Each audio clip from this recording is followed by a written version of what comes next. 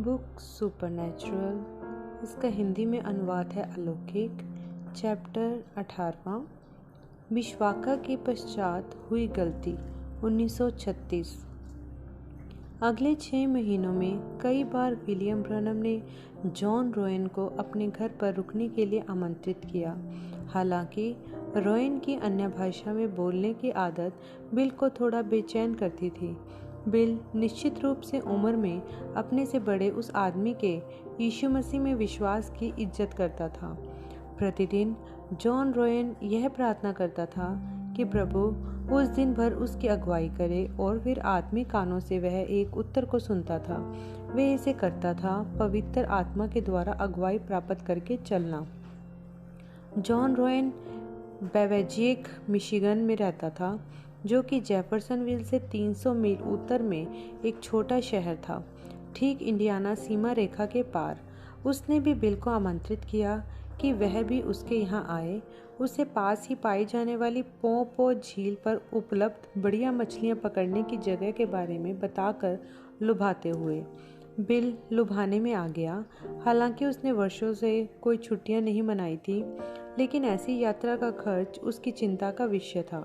Hope ने $8 shirt factory में अपनी तनख्वाह में से बचाए थे। कैसे भला वह इस बात को कभी भी सही ठहरा सकता था कि अपनी पत्नी की मेहनत की कमाई से जमा पूंजी को छुट्टियां मनाने में खर्च कर दे, जबकि कितनी सारी ज़रूरतें थी जिन्हें पूरा करना ज़रूरी था। होप की सोच फर्क थी, क्योंकि वह पूंजी उसने अपने वेतन में से बचाई थी। उसे लगा कि इसमें उसकी बात को भी सुना जाना चाहिए कि वह किस तरह से खर्च किया जाए, और वह चाहती थी कि उसके पति इसको एक छुट्टी के लिए इस्तेमाल करें। बिल ने कहा कि वह करेगा, और वह यह चाहता था कि वह भी उसके साथ चले, लेकिन होप ने मना कर दिया, यह कहते हुए कि वह घर पर ही रहना चाहती है, 9 महीने की बिली पॉल की देखभाल करते हुए।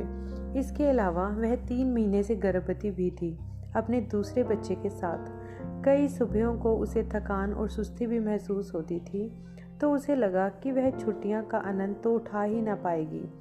1936 के जून में बिल ने अपनी मॉडल टी वाली फोर्ड में ईंधन भरवाया और छुट्टियों के लिए उत्तर की ओर निकल गया।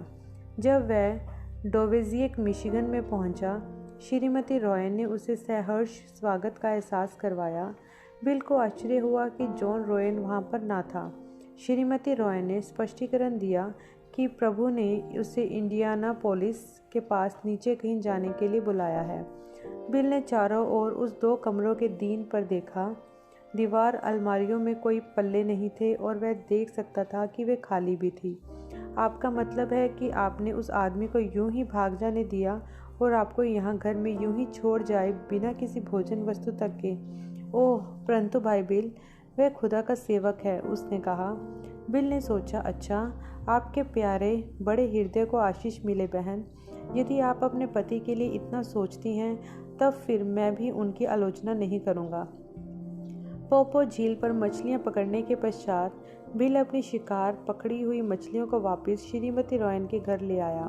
उनके पास मछलियाँ तलने तक के लिए तेल नहीं था, सो बिल शहर गया और उनके लिए कुछ राशन ले आया। शनिवार की सुबह बिल वापस घर के लिए निकल पड़ा। छोटे से शहर मिशवाका इंडियाना से गुजरते हुए उसे एक कार दिखाई दी, जिसकी एक और एक बड़ा सा चिन्ह बना था जो कहता था केवल यीशु। बिल ने सोचा, इसका क्या मतलब है? फिर उसने एक और कार देखी जिसकी एक और लिखा था केवल यीशु, फिर एक और अगली। यह चिन्ह तो सभी जगह लगा हुआ प्रतीत होता था, जो कैडिलैको, ब्यूको, फोर्डो और यहाँ तक कि साइकिलों पर भी लिखा हुआ था।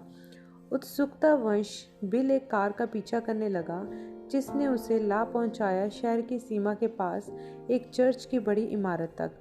पड़ोस की सड़क और कई सारे खाली बड़े प्लाटों में कारें ठसाठस भरी हुई थी, जिनमें से ज़्यादातर वही पहेली नुमा चिन्ह प्रदर्शित था, केवल यीशु।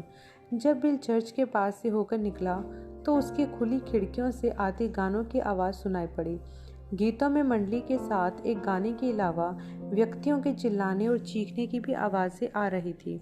वे उसी प्रकार की उपासना सभा सुनाई पड़ती थी जैसी बिल ने लुईविल में देखी थी, जब वह उस समूह जो हाउस ऑफ डेविड कहलाता था वहां गया था।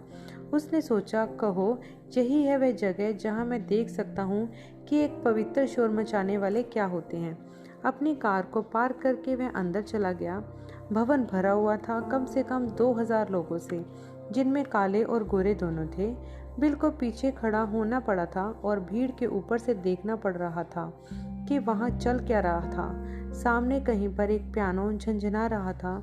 लोग तालियां बजा रहे थे और बड़े उन्माद के साथ गा रहे थे। उन्हीं में से एक, कितना खुश हूँ कि मैं हूँ उन्हीं में से एक, स्त्रियां चिल्ला रही थी, बिल की रीढ़ में झुरझुराहट की लहर चढ़वाती हुई। फिर कोई बेंचों के बीच नाचने लग गया, उतनी ही जोरदारी से जितना नाच सकता था। जल्दी ही दूसरे भी चालू हो गए। पूरी की पूरी भीड़ ही संगति के साथ झूम रही थी। पहल तो बिल ने सोचा, मेरे व्यू भवन में होने की क्या ही तमीज़ है यह, इन लोगों के साथ आखिर मामला क्या है। पर जितनी देर वह वहां खड़ा रहा, उतना ही बेहतर उसे महसूस होने लगा। अंततः वह यह सोचने लगा, इन लोगों के साथ कुछ भी गलत नहीं है, यह पागल नहीं है, यह तो बस उत्तेजित है। जब प्रचार शुरू हुआ, बिली ने जाना कि यह तो राष्ट्रीय पेंटिकॉस्टल कन्वेंशन थी। उन्हें इसे उत्तर में करना पड़ा था, क्योंकि दक्षिण में रंग भेद अभी भी महामारी स्वरूप फैला हुआ है। एक युवा प्रचारक ने पवित्र आत्मा के बपतिस्मे के विषय में बोला, अपनी उंगली से इशारा करते हुए अपने प्रचार के दौरान। बिल को यह ऐसा लगा जैसे कि वह व्यक्ति सीधे उसी की ओर इशारा कर रहा है। यह व्यक्ति लगातार हवाला दे रहा था वचन के लेखों का, जैसे प्रेरित 2:4, और वे सब पवित्र आत्मा से भर गए, और जिस प्रकार आत्मा ने उन्हें बोलने की सामर्थ्य दी, वे अन्य भाषा बोलने लगे। प्रेरित 2:38, मन फिराओ और तुम में से हर एक अपने अपने पापों की क्षमा के लिए यीशु मसीह के नाम में बपतिस्मा लें, और फिर तुम पवित्र आत्मा का दान पाओगे। प्रेरित 10:44-46। पतरस ये बातें कह ही रहा था कि पवित्र आत्मा वचन के सब सुनने वालों पर उतर आया। उन्होंने उन्हें भांति भांति की भाषा बोलते और खुदा की बड़ाई करते हुए सुना। यह तो बाइबल का ही हिस्सा है, बिल ने सोचा। मैंने तो इसे इस प्रकार से पहले कभी नहीं देखा था। हो सकता है इसमें कुछ न कुछ बात सही ही हो। जितनी ज़्यादा देर तक वह सुनता रहा, उतना ही ज़्यादा वह उसे पसंद आने लगा जो वह सुन रहा था। सभा के समाप्त होने के समय तक उसने सोचा, इन लोगों के मामले में एक बात तो है, वह अपने धर्म से शर्मिंदा नहीं है। मैं सोचता हूँ कि मैं आज रात को फिर से आऊँगा। बिल वाकई में वहाँ होना चाहता था और यह पता लगाना चाहता था कि यह पवित्र आत्मा का बपतिस्मा है क्या चीज़। सो वह बाहर गया, कार के पास अपने निकलो 5 सेंट के सिक्के, डाइयों 10 सेंटों के सिक्के और पैनियों 1 सेंट के सिक्के को गिनने के लिए।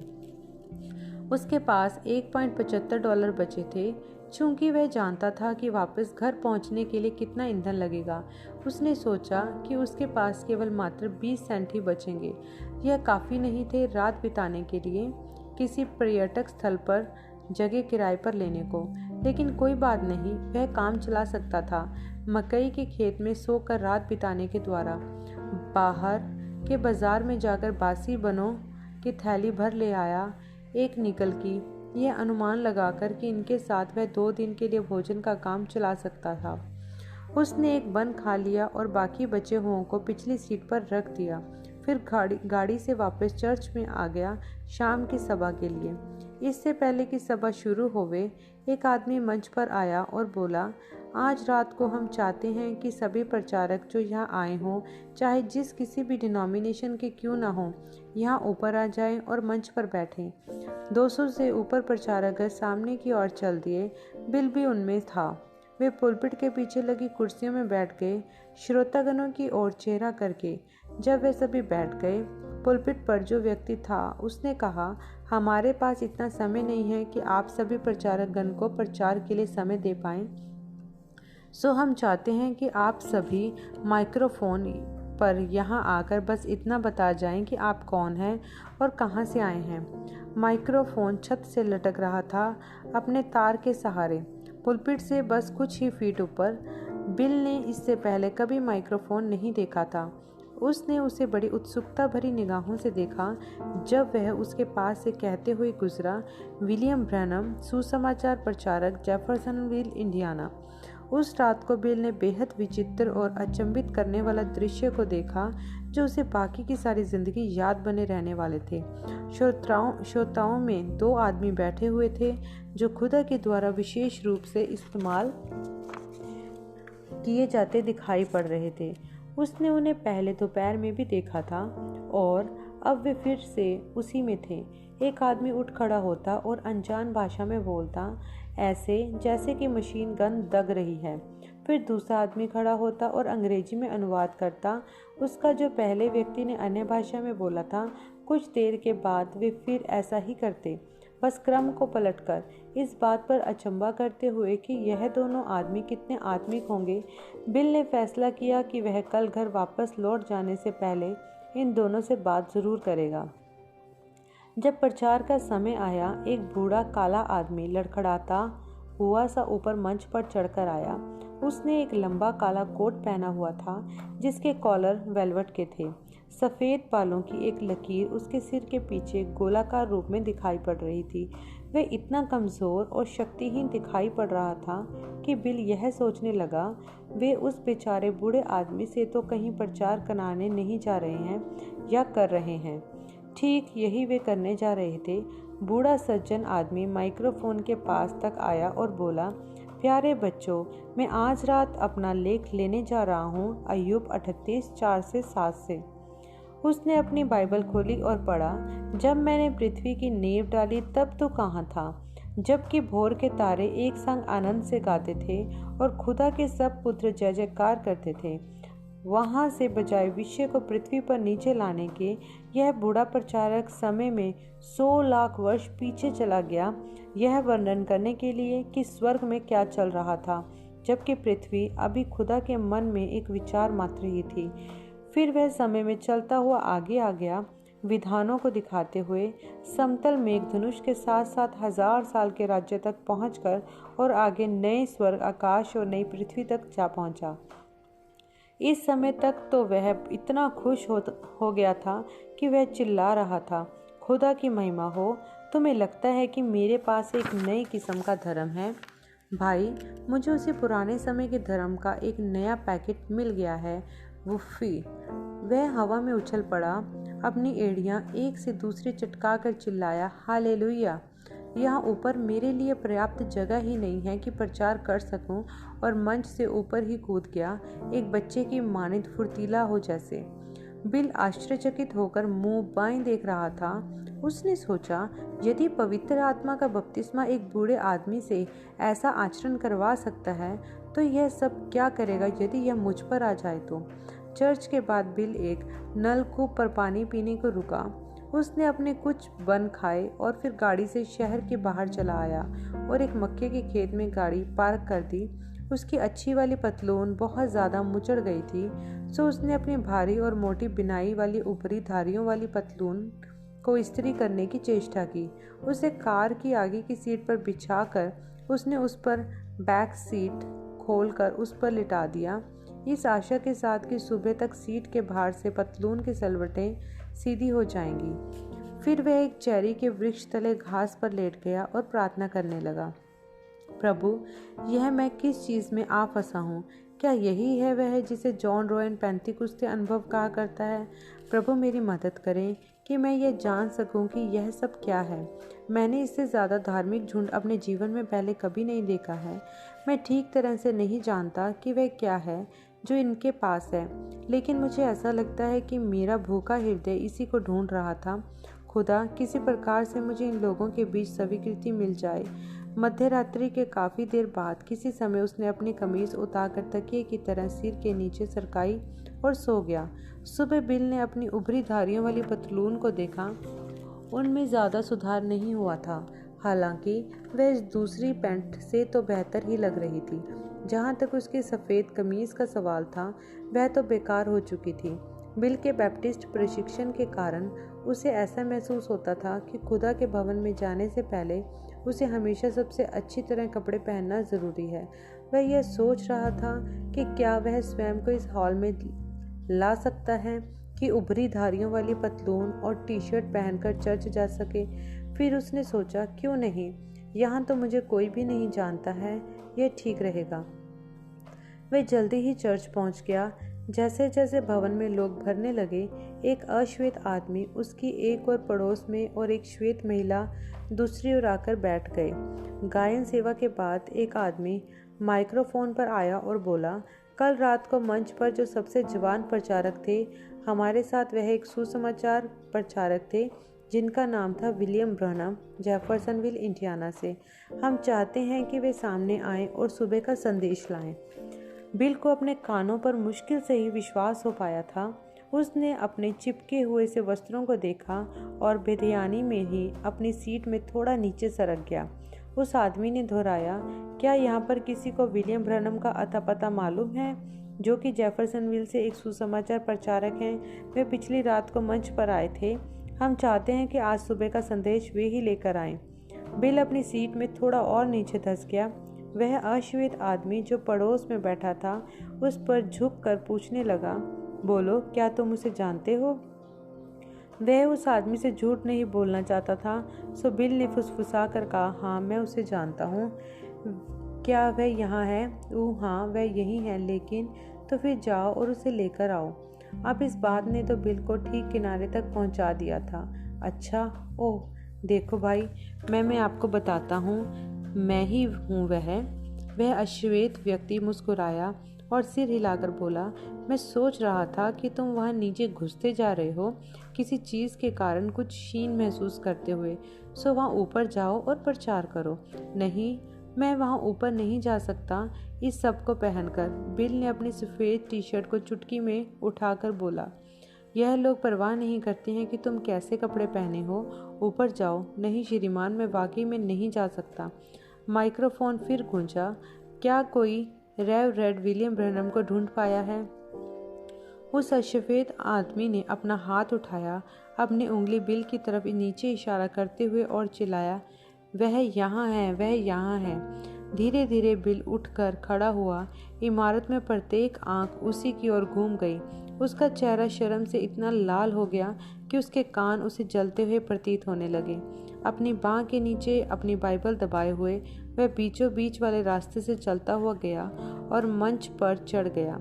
डरते और शर्माते हुए पुलपिट के सामने पहुंचा। भीड़ के कारण उसे घबराहट होने लगी।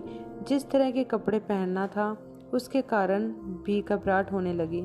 यहाँ तक कि वह नई किस्म की चीज़, उस माइक्रोफोन के कारण भी उसे घबराहट हो रही थी।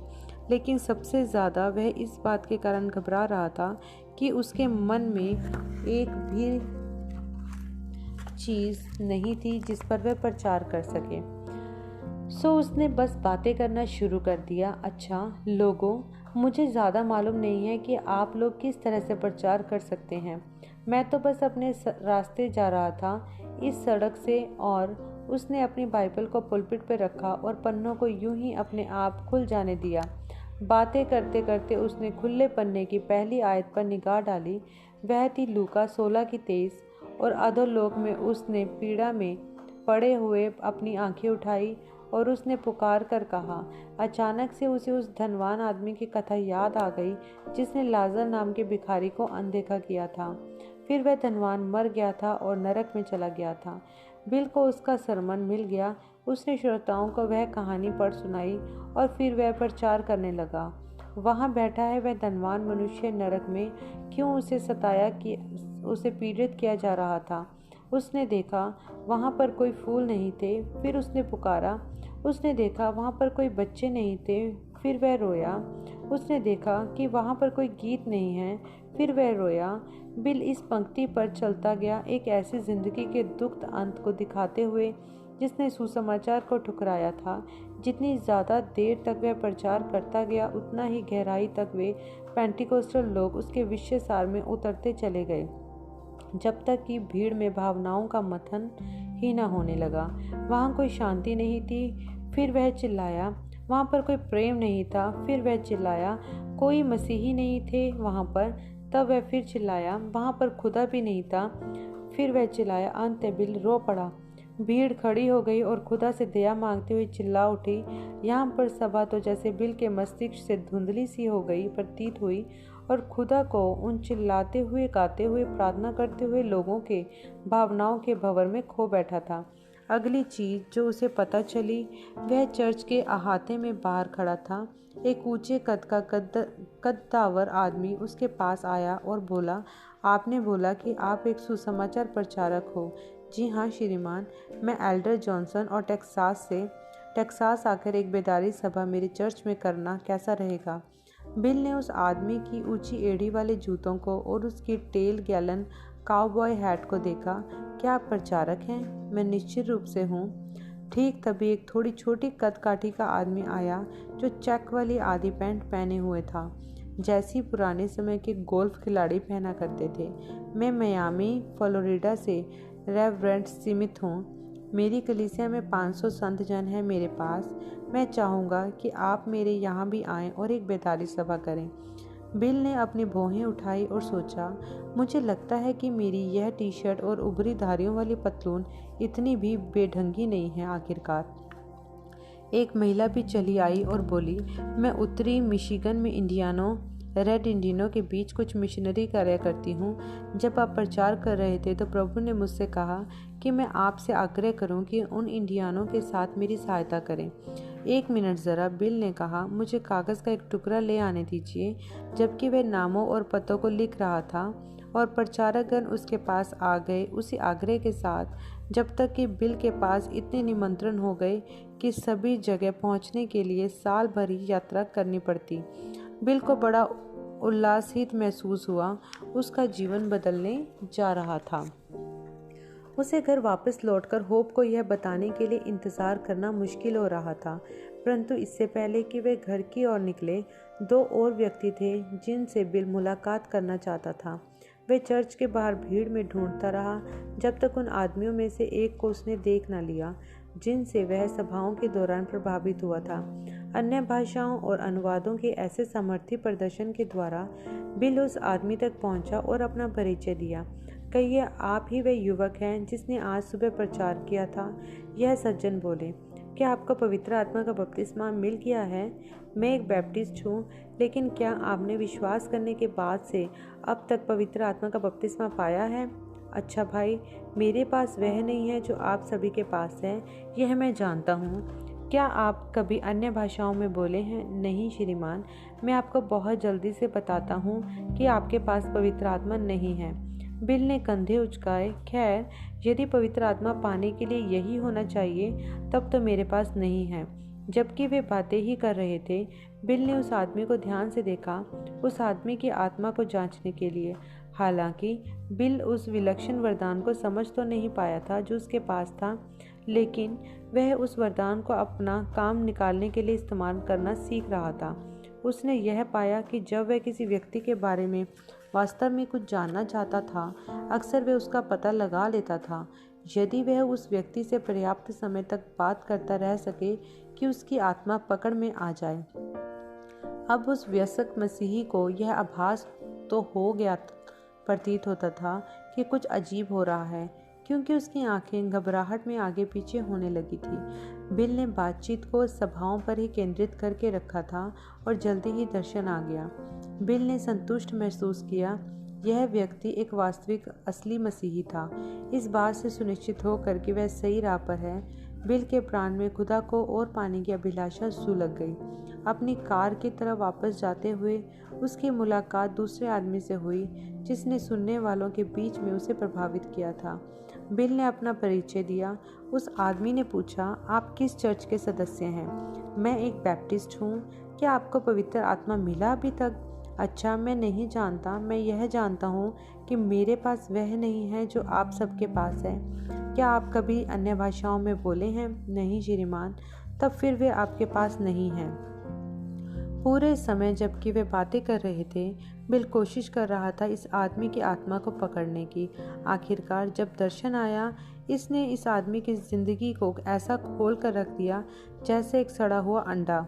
बिल ने देखा कि इस आदमी की शादी एक काले बालों वाली औरत से हो चुकी है, लेकिन वे रह रहा है एक सुनहरे बालों वाली स्त्री के साथ, और उससे उसके पास 2 बच्चे भी हैं। दर्शन जारी रहा, चौंकाने वाले विस्तार के साथ। यहाँ था एक मुखर पाखंडी। यह आदमी केवल यीशु नहीं था, वह था केवल रविवार। दर्शन में बिली ने उसे एक शराब के ठेके पर बैठकर शराब पीते हुए और गाली गलौज करते हुए देखा, और फिर रविवार को चर्च में बैठकर अन्य भाषा में बोलते हुए और भविष्यवाणी करते हुए देखा। बिल के विचार खौफ ग्रसित हालत में पलट कर आए। प्रभु मुझे क्षमा करें, इन लोगों में जो आत्मा है वह जरूर ही गलत है, नहीं तो फिर कैसे भला यह पाखंडी कलीसिया में खड़ा होकर भविष्यवाणी कर सकता था।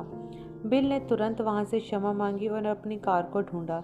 मिशवाका से गाड़ी चलाकर आगे बढ़ते वक्त उसके विचार उसके सिर में उतना ही उछल रहे थे जितनी उसकी पुरानी हो चुकी फोर्ड सड़क पर ऊपर नीचे उछल रही थी। प्रभु, मैं इसे समझ नहीं पा रहा हूँ। कैसे भला वास्तविक पवित्र आत्मा उस असली मसीही पर आ बरसने के बाद फिर उस पाखंडी पर भी उसी समय आ बरसा? ऐसा तो हो ही नहीं सकता। हो सकता है कि मैं धोखा खा गया हूँ, लेकिन मैं इसे बाइबल में नहीं देख पाता हूँ। मुझे लगता है कि मुझे यह अन्य भाषा और भविष्यवाणी वाला चक्कर यूं ही छोड़ देना चाहिए। फिर बिल को याद आया कि मरकुस 16 में यीशु ने क्या कहा था, जो विश्वास करे और बपतिस्मा ले उसी का उद्धार होगा, परंतु जो विश्वास ना करेगा वह दोषी ठहराया जाएगा। और विश्वास करने वालों में यह चिन्ह होंगे, मेरे नाम से वे दुष्ट आत्मा को निकालेंगे, नई नई भाषा बोलेंगे। बिल ने सोचा, यह तो वचन का लेख है, मैं इसके साथ क्या करूं?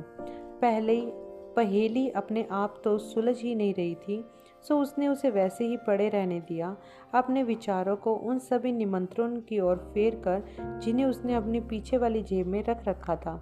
उसकी आत्मा वापस बल पाने लगी। उसके सपनों ने उकाब की तरह अपने पंख फैला दिए और वह बादलों के ऊपर उड़ गया, नीचे बड़ी उम्मीदों के साथ अपने भविष्य के रास्ते को देखता हुआ। उसे याद आया कि प्रभु ने उसे क्या कहा था उस दिन, जिस दिन उसने टैबरनेकल का कोने का पत्थर रखा था। एक सुसमाचार प्रचारक का काम कर ऐसा प्रतीत होता था कि खुदा ही उसके लिए रास्ता बना रहे थे, ठीक वैसा करने के लिए। जब तक बिल गाड़ी चलाता हुआ अपने घर पहुंचा, वह इतना उत्तेजित महसूस कर रहा था कि वह उसी वक्त सामान बांधकर अगले ही दिन निकल जाए। होप उससे मिलने के लिए भागती हुई बाहर आई। उसके लंबे काले बाल पीछे हवा में उड़ रहे थे। जैसे ही वे गले लगे, होप ने उसकी उत्तेजना को भांप लिया। बिल, तुम किस बात के लिए इतने खुश हो? प्रिय, मुझे दुनिया में सबसे बढ़िया महान चर्च मिल गया है। तुम कहाँ से आए हो? ऊपर मिशवाका के पास। प्रिय, तुम बात करो किसी कलीसिया की। यह लोग चीखते और चिल्लाते हैं जब वे खुदा की उपासना करते हैं। वे अपने धर्म से कतई शर्मिंदा नहीं होते। होप की भौहें संदेहास्पद रूप से ऊपर उठ गई। वे पवित्र लौटने वाले मचाने वाले तो नहीं हैं, या हैं? मैं जानता हूँ कि वे किस प्रकार से शोर मचाने वाले हैं, परंतु उनके पास कुछ ऐसा है जिसकी मुझे ज़रूरत है। होप, मैंने देखा कि एक 90 साल का आदमी फिर से जवान हो गया। कुछ लोग अन्य भाषाओं में बोल रहे थे, जबकि दूसरे उसका अनुवाद देते थे जो उन्होंने बोला होता था। और प्रचार, वे तब तक प्रचार करते हैं जब तक कि उनकी सांस ही बाकी ना बचे। अपने घुटनों को फर्श तक मोड़कर फिर वापस ऊपर आ जाते हैं, अपनी सांस को संभालते हैं और फिर से चालू हो जाते हैं। मैंने इससे पहले ऐसा कुछ भी नहीं सुना था। और यहाँ देखो, बिल ने वे पन्ने दिखाए जिन पर नाम व पते लिखे हुए थे। यह सारे पास्टर चाहते हैं कि मैं आकर उनके यहाँ प्रचार करूं, सीधे मिशिगन से लेकर नीचे टेक्सास तक। मैं अपनी नौकरी छोड़ने जा रहा हूँ और अपना चर्च छोड़ दूंगा और पूरे समय के लिए बाहर इन लोगों के बीच में प्रचार करूंगा। मेरे पास पूरे साल भर के लिए लायक निमंत्रण है। क्या तुम मेरे साथ चलोगी? एक पल भी झिझकते बगैर होप ने कहा, बिल, जब मैंने तुमसे शादी की थी तो मैंने तुमसे वायदा किया था कि मैं तुम्हारे साथ तब तक बनी रहूंगी जब तक मृत्यु ही हमें अलग ना करे। निश्चित रूप से मैं तुम्हारे साथ चलूंगी। इसके अलावा यदि वे लोग वाकई में उतने खुश हैं जितना कि तुम बता रहे हो कि वे हैं, तो मैं भी वही अनुभव लेना चाहूँगी। वे उसे क्या बुलाते हैं? वे उसे पवित्र आत्मा का बपतिस्मा कहते हैं। चलो यीशु को उस प्रकार से ढूंढें। अगला चरण था अपने माता पिता को बताना। जब बिल ने अपनी माँ से बात की, एला ने कहा, बिली, मुझे वह सपना याद है जो मुझे तुम्हारे परिवर्तित होने के कुछ ही पहले आया था। मैंने तुम्हें एक सफ़ेद बादल पर खड़े होकर सारी दुनिया को प्रचार करते हुए देखा था। बड़ी हल्की सी याद बाकी थी बिली को उसकी माँ के द्वारा 1 साल पहले वह सपना उसको बताने की। बिल ने कंधे उचकाए। अच्छा, सारी दुनिया के लिए तो मैं नहीं जानता, लेकिन सारे संयुक्त राज्यों में तो मैं निश्चय ही प्रचार कराऊंगा। और मम्मा, आपको देखना चाहिए कि यह लोग यीशु के विषय में कितने उत्तेजित हैं। वे तो तनिक मात्र भी उसके नाम को चिल्लाने में शर्मिंदा नहीं होते। एक लंबा अरसा पहले कैंटकी में वहाँ नीचे हुआ करते थे वे, जिन्हें हम पुराने तरीके के बैप्टिस्ट बुलाया करते थे। वे भी उसी तरह का आचरण किया करते थे, चीखना और चिल्लाना। वह वास्तविक दिल से महसूस किया जाने वाला धर्म था बिली। मैं दिल से महसूस किए जाने वाले धर्म में विश्वास करता हूँ मम्मा। उन्होंने उसकी बाहों को थपथपाया। मैं जानती हूँ कि तुम करते हो बिली। मुझे विश्वास है कि खुदा तुम्हें आशीष देगा। हालांकि जब वे होप की माँ के पास पहुंचे तो कहानी पूरी तरह से फर्क थी। इस समय तक श्रीमान और श्रीमती ब्रम्बैक अलग अलग हो चुके थे। चार्ली ब्रम्बैक फोर्ट वेयन, इंडियाना जाकर रहने लगे थे। श्रीमती ब्रम्बैक अभी भी अपने जेफरसनविल वाले मकान में रहती थी। सामने के पोर्च में होप और उसकी माँ के साथ बैठे हुए बिल ने कहा, श्रीमती ब्रम्बैक, मुझे लोगों का एक बड़ा ही अद्भुत समूह मिला है। होप और मैं वहाँ जाकर उनके बीच यात्रा करके आने की योजना बना रहे हैं। फिर उसने उन्हें बताया कि मिशवाका में क्या हुआ था। श्रीमती ब्रम्बैक की त्योरियां चढ़ गई। विलियम, मैं चाहती हूँ कि तुम भली भांति समझ जाओ कि मैं अपनी बेटी को कभी यह अनुमति नहीं दूंगी कि वह पवित्र शोर मचाने वालों के कूड़े के झुंड में जाए। ओह, लेकिन श्रीमती ब्रम्बैक, यह तो दुनिया में सबसे प्रसंचित लोगों का समूह है। वे अपने धर्म पर शर्मिंदा नहीं होते हैं। मुझे यह पसंद है। कचरा, उन्होंने जोर देकर कहा, वे कुछ और नहीं सिवाय कचरे के। क्या तुम्हें यह समझ में नहीं आता कि वे तो बस वह लोग हैं जिन्हें दूसरे चर्चों ने लात मारकर बाहर निकाल दिया है। मैं तुम्हें यह अनुमति नहीं दूंगी कि तुम मेरी बेटी को उस तरह के बकवास प्रवाह के बीच घसीटते फिरो। विचार भी अजीब है, लेकिन श्रीमती ब्रम्बैक, अपने हृदय की गहराई में मुझे यह महसूस होता है कि प्रभु चाहते हैं कि मैं उन लोगों के साथ जाऊं। कचरा, उन्होंने दोहराया। विलियम, तुम अपने चर्च में ही बने क्यों नहीं रहते हो जब तक कि उसकी कीमत पूरी चुका ही न दी जाए। उसके बाद अपने रहने के लिए एक घर भी बनवा लेना और काम करो जिसमें कुछ अकल हो। तुम्हें लगता है कि मुझे यह जानकर खुशी भी हो सकती है कि तुम मेरी बेटी को देश में घसीटते फिर रहे हो। आज उसे खाने को मिल रहा है तो कल वह बिना खाए ही है। कभी बदलने के लिए कपड़ों की दूसरी या फिर कोई समस्या परिधान भी ना पाए पहनने के लिए। श्रीमती ब्रम्बैक, यह कोई परिधानों का प्रस्ताव नहीं है। इसके विषय में बस इतनी बात है कि मुझे ऐसा महसूस होता है कि खुदा चाहता है कि मैं ऐसा करूं। नहीं, निश्चय ही मैं कभी अपनी बेटी को उस जैसे कचरे में बाहर जाने की अनुमति नहीं दूंगी। यहाँ श्रीमती ब्रम्बैक पलट गई और होप की ओर दोषारोपण करती निगाहों से देखा। और यदि वह जाती है तो फिर उसकी माँ अपनी कब्र में एक टूटे हुए दिल के साथ उतर जाएगी। होप धक सी रह गई। माँ, क्या आपका यही मतलब है? मेरा ठीक यही मतलब है। होप रोने लगी। बिल ने अपनी बाह उसके चारों ओर लपेट ली।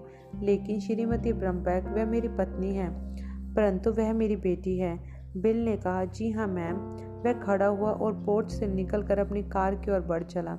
होप उसके पीछे भागती हुई आई। बिली, इससे कोई मतलब नहीं कि माँ क्या कहती है, मैं तुम्हारे साथ ही रहूँगी। ओ, कोई बात नहीं, चलो अब सबको भूल जाते हैं। लेकिन बिल, यदि तुम्हें महसूस होता है कि खुदा चाहता है कि तुम जाओ तो फिर तुम्हें जाना चाहिए। बिली ने आँख भरी। प्रिय, मुझे लगता है कि मैं अपने दोनों कंधों पर पानी ढो रहा हूँ, लेकिन मैं तुम्हारी माँ की भावनाओं को ठेस नहीं पहुँचाना चाहता। क्या हो यदि उन्हें कुछ हो ही गया जबकि हम सड़क पर सफ़र में हों? तब फिर तुम अपने जीवन भर यही सोचती रह जाओगी कि कहीं तुम ही ने तो अपनी माँ का हृदय नहीं तोड़ दिया। चलो इस सब को कुछ समय के लिए छोड़ ही देते हैं। सो बिल ने विश्वव्यापी सुसमाचार प्रचार कार्य की खुदा की पहली बुलाहट को अनदेखा कर दिया। यह उसकी ज़िंदगी की सबसे बुरी गलती साबित हुई जो उसने की, एक ऐसी गलती जो कि जल्दी ही बर्बादीपूर्ण नतीजे लाने जा रही थी।